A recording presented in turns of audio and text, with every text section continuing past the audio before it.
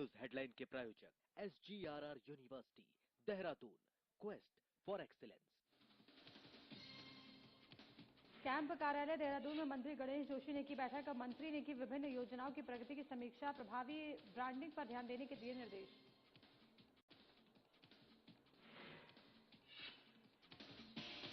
उत्तराखंड में 2027 विधानसभा चुनाव की सरगर्मी तेज। परिवर्तन संकल्प यात्रा शुरू करने जा रही कांग्रेस। बीजेपी ने कांग्रेस की तैयारियों पर उठाया सवाल।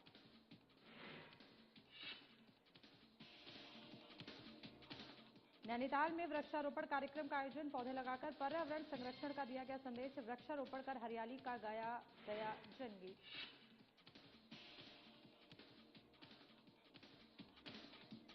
बद्रीनाथ धाम में हुए मुकुट चोरी का खुलासा, पुलिस ने एक आरोपी को किया गिरफ्तार। कब्जे से चोरी का मुकुट बरामद।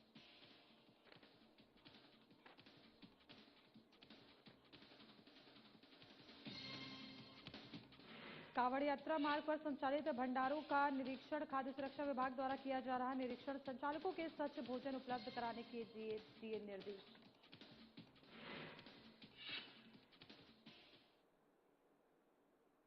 नमस्कार, बहुत स्वागत है आप सभी का। मैं हूं आपके साथ रेनी। बुलेटिन की शुरुआत करेंगे बड़ी खबर से, जहां राज्यसभा में बीजेपी प्रदेश अध्यक्ष एवं सांसद महेंद्र भट्ट ने उत्तराखंड के भविष्य, उसके गांवों और सीमांत क्षेत्रों से जुड़े महत्वपूर्ण विषयों को प्रमुखता से उठाया है।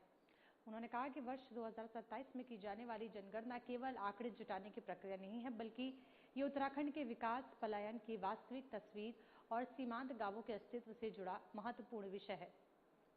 उन्होंने सदन के माध्यम से केंद्र सरकार से आग्रह किया कि उत्तराखंड में जनगणना को अपनी गणना अपना गांव जन भागीदारी अभियान के रूप में संचालित किया जाए, जिससे कि हर उत्तराखंडी का अपने मूल गांव से संबंध दर्ज हो, पलायन का वास्तविक डेटा सामने आए और योजनाओं का लाभ अंतिम गांव तक पहुंच सके। आइए अब आपको सुनाते हैं राज्यसभा में क्या कुछ कहा सांसद महेंद्र भट्ट ने। मैं आज इस सदन के माध्यम से एक अत्यंत महत्वपूर्ण विषय को उठाना चाहता हूं, जो केवल एक प्रशासनिक प्रक्रिया नहीं, बल्कि उत्तराखंड के भविष्य, उसकी पहचान और उसके समग्र विकास से जुड़ा हुआ विषय है। महोदय, वर्ष 2027 में होने वाली जनगणना को हम सभी जानते हैं कि यह देश की नीतियों, योजनाओं, समाज संसाधनों के वितरण का आधार बनाती है। लेकिन विशेष रूप से यह आग्रह करना चाहता हूं कि उत्तराखंड जैसे प्रत्येक राज्य में जनगणना को पारंपरिक तरीके से नहीं, बल्कि अपनी गणना अपना गांव जैसे जन भागीदारी आधारित अभियान के रूप में संचालित किया जाए। महोदय, उत्तराखंड की भौगोलिक और सामाजिक परिस्थितियां देश के अन्य राज्यों से बिल्कुल भिन्न है। दुर्गम पर्वतीय क्षेत्र में तेजी से हो रहे पलायन से आज कई गाँव का अस्तित्व संकट में आ गया है। सीमांत क्षेत्र में जनसंख्या का असंतुलन बन गया है। आज यह स्थिति है कि हजारों गांव खाली हो चुके हैं। अगर जनगणना सही और व्यापक तरीके से नहीं हुई, इन गांवों का अस्तित्व कागजों में समाप्त हो जाएगा। महोदय, यह स्पष्ट मानना है कि जनगणना को केवल सरकारी कर्मचारियों तक सीमित न रखने के बजाय इसे जन आंदोलन का रूप दिया जाना चाहिए। कृषि मंत्री गणेश जोशी ने अपने कैंप कार्यालय में विभागीय अधिकारियों के साथ बैठक कर केंद्र और राज्य सरकार द्वारा संचालित विभिन्न योजनाओं की प्रगति की समीक्षा की। उन्होंने अधिकारियों को निर्देश दिए कि सभी योजनाओं का क्रियान्वयन निर्धारित कैलेंडर के अनुरूप समयबद्ध तरीके से किया जाए। कृषि मंत्री गणेश जोशी ने उत्तराखंड की चाय के व्यापक प्रचार प्रसार, आकर्षक पैकेजिंग और प्रभावी ब्रांडिंग पर विशेष ध्यान देने के निर्देश दिए। उन्होंने किसान भवन देहरादून में उपायुक्त स्थान पर टी आउटलेट स्थापित करने के निर्देश भी दिए हैं, जिससे कि उत्तराखंड की चाय के साथ साथ राज्य के जैविक उत्पादों को भी बेहतर बाजार और पहचान मिल सके।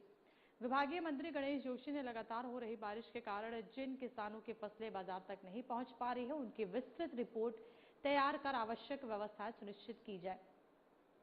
कृषि मंत्री ने बरसात से फसलों को हुए नुकसान का नियमित मॉनिटरिंग और आकलन करने के साथ ही प्रतिदिन की रिपोर्ट मंत्रालय को उपलब्ध कराने के निर्देश भी अधिकारियों को दिए हैं। बैठक के दौरान कृषि मंत्री गणेश जोशी ने सेब, कीवी, ड्रैगन फ्रूट सहित विभिन्न योजनाओं के अंतर्गत किसानों के लंबित भुगतान शीघ्र जारी करने के निर्देश दिए।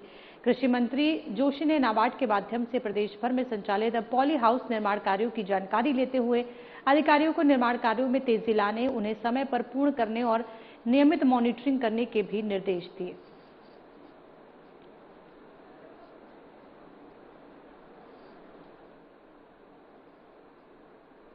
नैनीताल के देवली फील्ड स्नोव्यू क्षेत्र स्थित बिड़ला चुंगी के समीप महिला समूह के तत्वाधान में वृक्षारोपण कार्यक्रम का आयोजन किया, जिसमें नैनीताल विधायक सरिता आर्या, नगर पालिका सभासद जितेंद्र कुमार पांडे, जीनू समेत तमाम लोगों ने पौधे लगाकर पर्यावरण संरक्षण का संदेश दिया।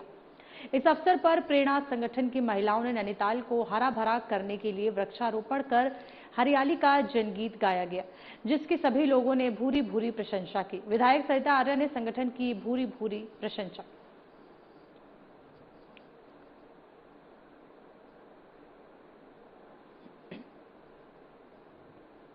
चुनाव आयोग द्वारा उत्तराखंड में SRI कैंप आयोजित किए जा रहे हैं। उत्तराखंड में SRI कैंप अभियान गतिमान है और 14 जुलाई को ड्राफ्ट सूची का प्रकाशन किया जाएगा। 14 जुलाई से लेकर 13 अगस्त तक दावे आपत्ति प्रस्तुत करने के लिए और नोटिस का उत्तर देने का समय दिया गया है। ऐसे व्यक्ति जिनका ड्राफ्ट सूची में नाम नहीं होगा, वो अपनी ड्राफ्ट सूची BLO के माध्यम से प्राप्त कर सकते हैं। उसमें अपने नाम को जांच कर सकते हैं और अगर उनका नाम सूची में नहीं है तो उनको घबराने की आवश्यकता नहीं है। वह फॉर्म 6 भरकर अपने नाम को सूची में दर्ज करने के अनुरोध कर सकते हैं, जिसका निस्तारण नियमों के अनुसार किया जाएगा। और ऐसे व्यक्ति जिनको अपने नाम के शब्द में त्रुटि है, उसमें कोई परिवर्तन करना चाहते हैं, संशोधन करना चाहते हैं, तो उनको फॉर्म 8 भरने की सुविधा अभी उपलब्ध है। फॉर्म भरकर BLO को उपलब्ध करा सकते हैं। किसी व्यक्ति के बारे में अगर आपत्ति है, उसका नाम सूची में दर्ज नहीं होना चाहिए था, कोई गलत व्यक्ति वहां पर ऐसा है जो वर्तमान में नहीं है, तो उनके नाम को विलोपित करने के लिए फॉर्म 7 भरने की सुविधा वर्तमान में उपलब्ध है। और इसकी जानकारी BLO के द्वारा और अन्य माध्यमों से भी DM साहब और ERO के द्वारा भी दी जा रही है। प्रदेश के अपर मुख्य निर्वाचन अधिकारी विजय कुमार जोगदंडे ने कहा कि जिन लोगों को नोटिस इश्यू हुआ है, ऐसे 19 लाख मतदाताओं को और जिनका मैपिंग नहीं हो पाया, ऐसे 5 लाख मतदाताओं के पास अवसर होगा कि BLO अपने बूथ पर उपस्थित होंगे तो वहां पर अपना रिपोर्ट प्रस्तुत कर सकते हैं। BLO की रिपोर्ट के आधार पर उनकी सुनवाई की जाएगी और BLO का रिपोर्ट अगर किसी मामले में उनसे संतुष्टि नहीं होती है तो ऐसे प्रकरणों में भी EIRO को बूथ पर जाकर सुनवाई करेंगे और किसी भी दिशा में मतदाताओं को अपने बूथ से इधर आने की आवश्यकता नहीं होगी। इसके लिए निर्देश CO ऑफिस से जनपदों को दिए गए हैं।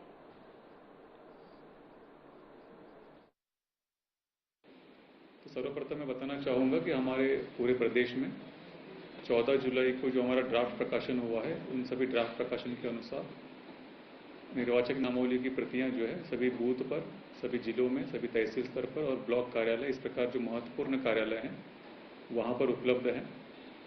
वहां के BLO के द्वारा भी इस सूची को वहां के प्रमुख कार्यालय में और वहां के ग्राम पंचायत स्तर पर भी उपलब्ध कराया गया है।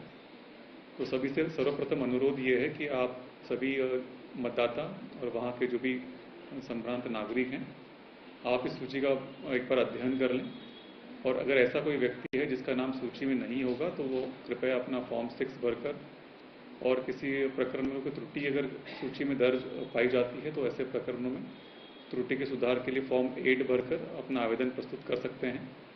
किसी ऐसे मतदाता का नाम सूची में शामिल है जो वहाँ का निवासी नहीं है अथवा वहाँ पर उसकी मृत्यु हो चुकी है अथवा वो वहाँ से शिफ्ट हो चुका है, तो ऐसे प्रकरणों के लिए फॉर्म 7 भरने की कार्रवाई अभी इस अभियान के दौरान किया। उत्तराखंड में साल 2027 के विधानसभा चुनाव को लेकर बीजेपी और राष्ट्रीय स्वयंसेवक संघ RSS ने रणनीतिक तैयारियां तेज कर दी हैं। हाल ही में देहरादून स्थित संघ कार्यालय में बीजेपी और RSS के शीर्ष नेताओं की समन्वय बैठक हुई, जिसमें मुख्यमंत्री पुष्कर सिंह धामी और बीजेपी के राष्ट्रीय संगठन महामंत्री BL संतोष शामिल रहे। वहीं प्रदेश चुनाव समिति अभियान अध्यक्ष प्रीतम सिंह ने कहा कि कांग्रेस बिल्कुल रणनीतिक तरीके से विधानसभा चुनाव की तैयारी कर रही है और रही बात बीजेपी की, तो संघ और बीजेपी मिलकर सिर्फ लोगों को गुमराह करने का काम करती है। प्रदेश की जनता भाजपा को समझ चुकी है और अब लोगों को बरगलाने का काम बीजेपी नहीं कर पाएगी, इसलिए इस बार के चुनाव में कांग्रेस सरकार बनाएगी।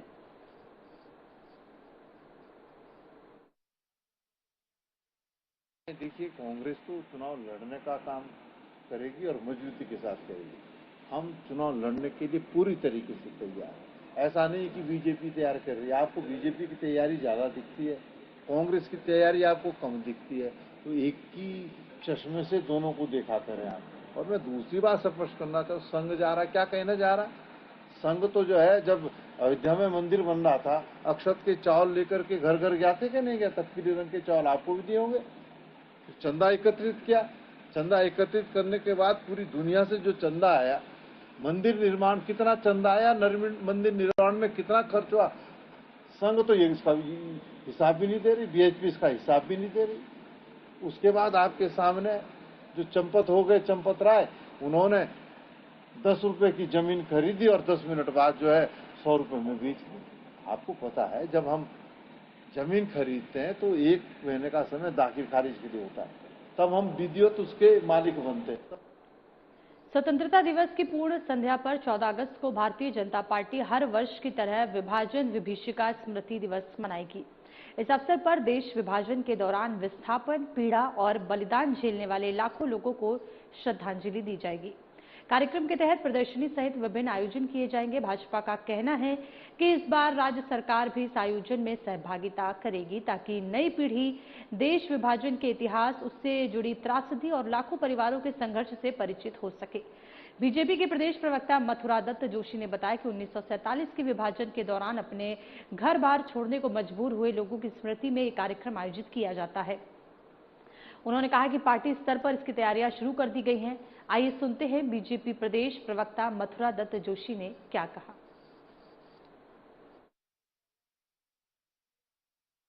निश्चित रूप से देखिए, विभाजन विभीषिका जो कार्यक्रम पार्टी की तरफ से चलाया जा रहा है, आज सरकार भी उस कार्यक्रम को अंगीकृत कर रही है, सरकार भी उस कार्यक्रम में सहभागिता कर रही है। ये अच्छी बात भी है और ये देश का दुर्भाग्य रहा है कि देश का विभाजन करना पड़ा और उसकी विभीषिका में तमाम लोगों की जानें गई हैं, आर्थिक नुकसान भी हुआ है, लोगों को विभाजन का दंश झेलना पड़ा। एक देश अपनी माटी, अपना देश छोड़कर दूसरी जगह पर लोगों को आना पड़ा, वहां पर लोगों को अपने आप को स्थापित करना पड़ा और भारतीय जनता पार्टी प्रतिवर्ष इस दिन को यादगार के तौर पर बनाती है ताकि विभाजन की जो विभीषिका है उसकी याद भी बनी रहे और जो लोग उसमें शहीद हुए हैं, जिनकी शहादत हुई, उनकी यादगार में भी कार्यक्रम आयोजित। फिलहाल यहाँ रुकेंगे एक छोटे से ब्रेक के लिए, जल्द वापस लौटेंगे।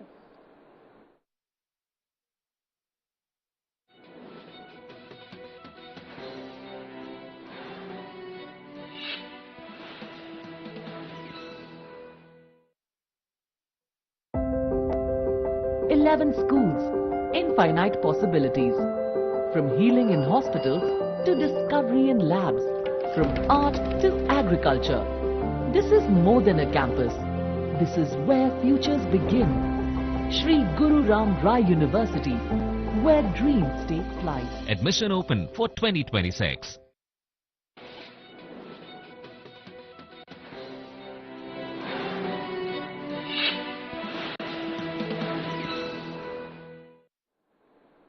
और ब्रेक के बाद एक बार फिर से खबरों में आगे बढ़ेंगे, जहां हल्द्वानी में आज जिलाधिकारी द्वारा अचानक तहसील और उप जिलाधिकारी कार्यालय में छापा मारा गया। इस दौरान कर्मचारियों में हड़कंप मच गया। जिलाधिकारी ने तहसील में जमीनों की पैमाइश के लिए किए जाने वाले आवेदनों की फाइलों की जानकारी ली, जिसमें तहसील कर्मियों द्वारा घोर लापरवाही उजागर हुई। कर्मचारियों द्वारा 2 दिन में किया जाने वाला काम में 1 साल से भी अधिक समय लगाया है।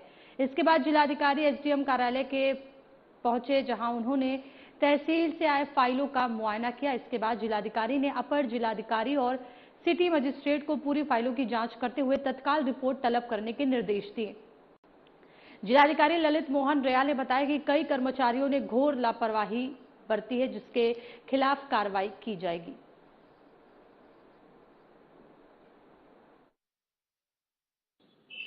ये सीमा विवाद या सीमांकन के लिए, पैमाइश के लिए भूलेख नियमावली धारा 41 में काश्तकार अपनी जो आराजी भूमि है उसके मेजरमेंट के लिए एप्लीकेशन देते हैं, तो उसमें शिकायत मिल रही थी कि वो काफ़ी लंबित हैं, विलंब से उनमें रिपोर्ट्स आ रही हैं। प्राइमरीली ऐसी कुछ रिपोर्ट्स मिली हैं कि जिसमें 1 साल में बताया जा रहा है कि इसमें इतनी फीस बनती है जो 1-2 दिन में हो जाना चाहिए। वो काम जो है असाधारण विलंब की प्रकृति में आता है। मतदाता सूची के एसआईआर को लेकर कांग्रेस ने संगठन को बूथ स्तर तक सक्रिय करने का फैसला लिया है। प्रदेश अध्यक्ष गणेश गोदियाल ने सभी जिला, महानगर, ब्लॉक और शहर अध्यक्षों, विधायकों, बीएलए और कार्यकर्ताओं से अगले 3 दिनों तक मतदाता सूची से जुड़े कार्यों को सर्वोच्च प्राथमिकता देने की अपील की है।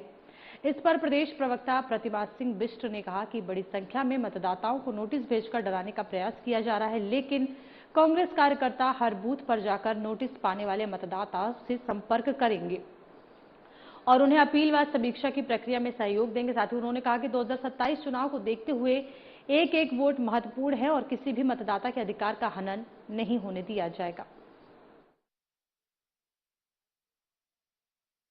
तरीके से 19 लाख से ज्यादा जो वोटर्स के नाम आ रहे हैं, जिन्हें सरकार एक तरीके से चुनाव आयोग सरकार के साथ गठबंधन करके आपने देखा कि उनको डराने का कार्य कर रहा है कि नोटिस जारी किया है, सही जवाब नहीं मिला तो जेल जाएंगे। ये क्या है? ये वोटर्स पे बेसिकली दबाव बनाने की एक रणनीति है। इसी क्रम में माननीय प्रदेश अध्यक्ष जी ने, चाहे वो बीएलएज हो, हमारे जिला अध्यक्ष हो, महानगर अध्यक्ष हो, सबको ये और सारे कार्यकर्ताओं को इससे ये निवेदन किया है कि एक एक जो मत है वो बहुत महत्वपूर्ण है। मतदाता के किसी भी मतदाता बद्रीनाथ धाम से भगवान नारायण का करीब 5 लाख रुपए मूल्य का सोने का मणि जड़ित मुकुट चोरी करने वाले आरोपी को चमोली पुलिस ने गिरफ्तार कर लिया है। पुलिस ने आरोपी की निशानदेही पर चोरी किया गया मुकुट, 4500 रुपए और नगद और वारदात में इस्तेमाल किया गया बैग भी बरामद किया है। धार्मिक आस्था से जुड़े इस संवेदनशील मामले का पुलिस ने महज कुछ दिनों में खुलासा करते हुए आरोपी को सलाखों के पीछे पहुंचा दिया है। आपको बता दें कि 27 जुलाई 2026 को ब्रह्माश्री साधना संघ आश्रम ब्रह्माकपाल के ब्रह्मचारी भगवत दास ने थाना बद्रीनाथ में तहरीर देकर बताया कि आश्रम में ठहरे साधु राघव दास ने 24 जुलाई की रात भगवान नारायण का लगभग 5 लाख रुपए मूल्य का सोने का मणि जड़ित मुकुट और नकदी चोरी कर ली है। शिकायत के आधार पर थाना बद्रीनाथ में भारतीय न्याय संहिता की धारा 305A के तहत मुकदमा दर्ज कर जांच शुरू की गई। मामले की गंभीरता को देखते हुए पुलिस अधीक्षक चमोली सुरजीत सिंह पवार के निर्देश पर विशेष पुलिस टीम का गठन किया गया। टीम ने तकनीकी और मानवीय सूचना तंत्र की मदद से लगातार छानबीन, पूछताछ और संभावित ठिकानों पर दबिश दी। 29 जुलाई को मुखबिर की सटीक सूचना पर बद्रीश गंगा वाटिका गेट, हनुमान चट्टी रोड के पास घेराबंदी कर पुलिस ने भागने की कोशिश कर रहे आरोपी राघव राम पाठक उर्फ राघव दास निवासी श्रावस्ती उत्तर प्रदेश को गिरफ्तार कर लिया है। आरोपी की निशानदेही पर भगवान नारायण का चोरी किया गया सोने का मणि जड़ित मुकुट, चोरी की नकदी में से 4500 रुपए और घटना में इस्तेमाल किया गया काला बैग बरामद किया गया है। पूछताछ में आरोपी ने आश्रम के मंदिर से मुकुट और वहीं ठहरे एक व्यक्ति के बैग से नकदी चोरी करने की बात स्वीकार की। पुलिस ने आरोपी को न्यायालय में पेश करने की कार्रवाई शुरू कर दी है। श्री बद्रीनाथ धाम स्थित ब्रह्मश्री साधना संघ आश्रम ब्रह्म कपाल के ब्रह्मचारी भगवत दास द्वारा एक तहरीर बद्रीनाथ कोतवाली में दी गई कि वहां मंदिर में जो मूर्ति थी भगवान नारायण की, उसका एक 5 लाख रुपए मूल्य का सोने का मुकुट जिसमें कि हीरा जड़ा हुआ था एवं कुछ नकदी वहां पर भजन कीर्तन हेतु शरण लेने वाले एक तथाकथित साधु राघव दास ने चोरी कर ली है। इस पर दिनांक 27 जुलाई 2026 को मुकदमा अपराध संख्या 8/2026 अंतर्गत धारा 305 देहरादून के घंटाघर के निकट चक्राता रोड स्थित एक फोटो फ्रेमिंग और लेमिनेशन की दुकान में सुबह अचानक आग लगी। सूचना मिलते ही पुलिस और दमकल विभाग की टीम मौके पर पहुंचे। संयुक्त प्रयास से कुछ ही देर में आग पर काबू पा लिया गया। पुलिस के अनुसार कंट्रोल रूम से सूचना मिलने पर कोतवाली नगर पुलिस और धारा चौकी की टीम तत्काल घटनास्थल पर पहुंची। फायर ब्रिगेड की टीम ने समय रहते आग बुझाकर आसपास की दुकानों तक आग फैलने से रोक दिया।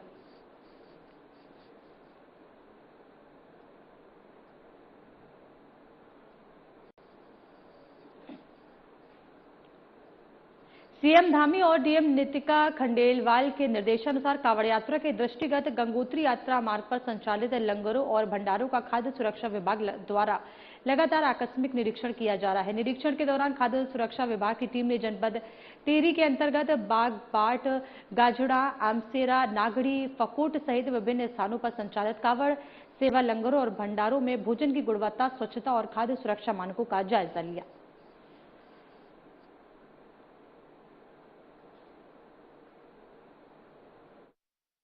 महोदय के निर्देशानुसार यात्रा मार्ग पर लगने वाले कांवड़ यात्रियों के लिए जो भंडारे लगे उनका जो है निरीक्षण किया जा रहा है खाद्य सुरक्षा विभाग द्वारा और सारी व्यवस्थाएं ठीक मिली है।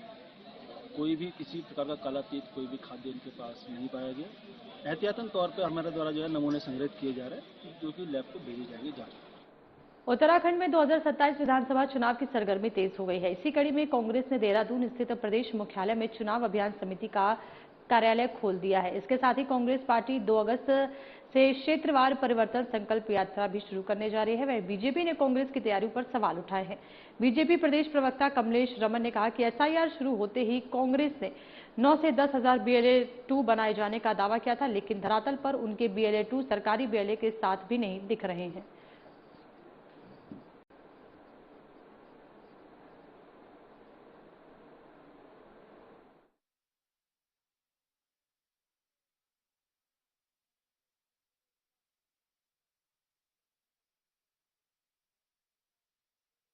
क्या तैयारियां चल रही है कांग्रेस की, मुझे बताइए।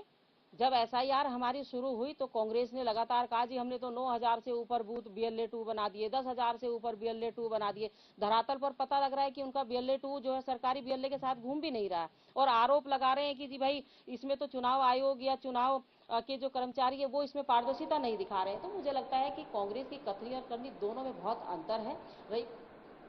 धर्मनगरी हरिद्वार में कावड़ मेले के दौरान एक बड़ा हादसा टल गया। ललतौरो पुल के समीप अचानक सड़क धंसने से वहां से गुजर रही एक महिला गहरे गड्ढे में जा गिरी। घटना के बाद मौके पर मौजूद लोगों ने बिना देर किए महिला को सुरक्षित बाहर निकाल लिया। पूरी घटना पास में लगे CCTV कैमरे में रिकॉर्ड हो गई, जिसका वीडियो अब सामने आया है। बताया जा रहा है कि 2 महिलाएं होटल से सामान लेकर पैदल गुजर रही थी, तभी सड़क का एक हिस्सा अचानक धंस गया और एक महिला उसमें समा गई।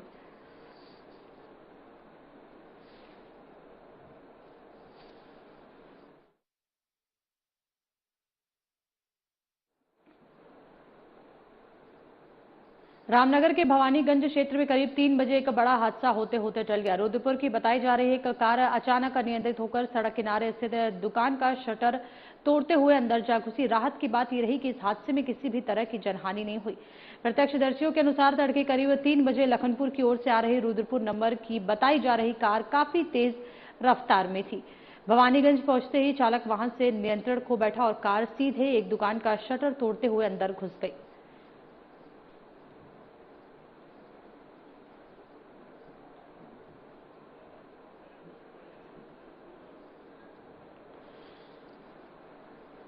एकल अभियान के अंतर्गत उत्तराखंड संभाग के कुमाऊं अंचल अल्मोड़ा में आयोजित 10 दिवसीय आचार्य वार्षिक वर्ग का पूर्व दर्जा मंत्री बिट्टू कर्नाटक के संबोधन के साथ भव्य समापन हुआ। समापन सत्र में मुख्य अतिथि के रूप में पूर्व दर्जा मंत्री बिट्टू कर्नाटक ने प्रतिभागियों को संबोधित करते हुए कहा कि एकल अभियान गांव-गांव और घर-घर तक पहुंचकर शिक्षा, संस्कार और सामाजिक जागरूकता का अलख जगा रहा है। उन्होंने कहा कि संगठन दूरस्थ क्षेत्रों के बच्चों को शिक्षा से जोड़ने के साथ साथ उसमें नैतिक मूल्यों का भी विकास कर रहा है।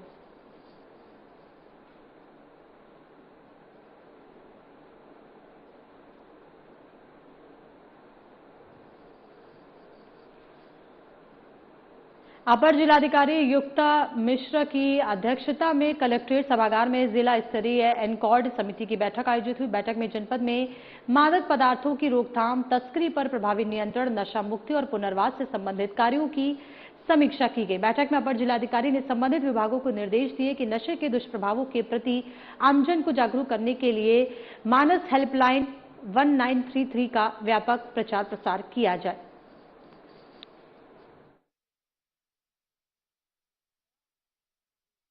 स्तरीय एनकॉर्ड समिति की आज बैठक का आयोजन कलेक्ट्रेट सभागार में किया गया है, जिसमें सभी सदस्य उपस्थित थे। मुख्य रूप से जो पुलिस एंड एसओजी की तरफ से इसमें प्रेजेंटेशन दिया गया, उनके द्वारा 2025, 26 और 2024 पिछले 3 सालों में की गई कार्रवाई, अभियोग जो पंजीकृत हुए, उसके बारे में बताया गया। इसके अलावा इंटर डिपार्टमेंटल कोऑर्डिनेशन जैसे medical department, health, education department और जितने भी स्टेक होल्डर डिपार्टमेंट हैं, चाहे वो समाज कल्याण है, उनके रोल एंड रिस्पॉन्सिबिलिटी पर विस्तृत चर्चा की गई। सभी लोगों से सजेशंस इनवाइट किए गए हैं। हम लोगों का ये मानना है कि जो नशा मुक्त अभियान है सरकार की तरफ से, वो तभी अच्छी तरीके से और समय से सफल हो सकता है जब जनता से जुड़े हुए सभी लोग, जनता के समझदार जागरूक लोग, गार्जियन इन सब में पार्टिसिपेट करें, हम हमारे साथ सूचना का आदान प्रदान करें। इसके लिए एक मानस हेल्पलाइन है। इस बुलेटिन में फिलहाल इतना ही, लेकिन एक नजर डालेंगे अब तक की बड़ी खबरों पर।